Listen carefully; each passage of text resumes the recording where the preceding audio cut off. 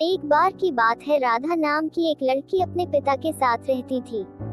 उसकी माँ बचपन में ही गुजर गई थी। वह अपने घर का काम करती फिर कॉलेज जाती थी। कॉलेज जाते समय वह रोज रास्ते में एक जगह पक्षियों को दाना डालती थी। उसके घर में भी 2 पक्षी थे, उनको भी वह रोज दाना डालती थी। एक दिन उसको पक्षियों को दाना डालते जमींदार के बेटे ने देख लिया। उसने अपने पिता से जाकर राधा से शादी करने की इच्छा जताई।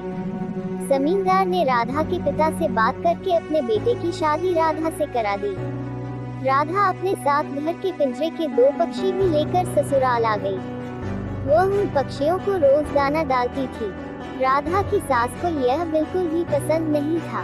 वह उन पक्षियों को परेशान करती थी।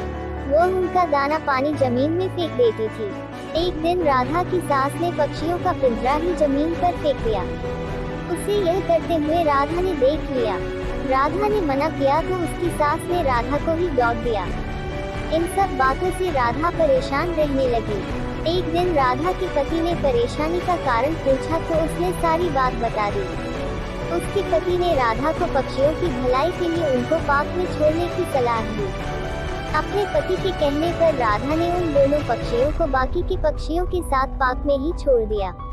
वह उनको कभी कभी दाना देने पार्क में जाती थी। अब सभी पार्क के पक्षी राधा के अच्छे मित्र बन गए थे। पक्षी अब राधा के घर पर भी आने लगे। राधा की सास को जब यह पता लगा तो वह गुस्सा हुई। वह राधा को उसके मायके छोड़ने के लिए उसको साथ लेकर गई। रास्ते में कुछ चोरों ने राधा की सास के गहने चुराने की कोशिश की। तभी राधा के पक्षियों ने आकर चोरों पर हमला किया, जिससे चोर भाग गए। इसके बाद राधा और उसकी सास घर ही लौट आए।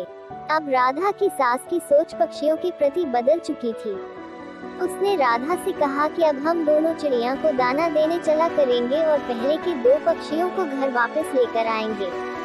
यह बात सुनकर राधा बहुत खुश हुई। मॉरल सीख, इस कहानी से हमें यह सीख मिलती है कि हमें जानवरों से अच्छा व्यवहार करना चाहिए।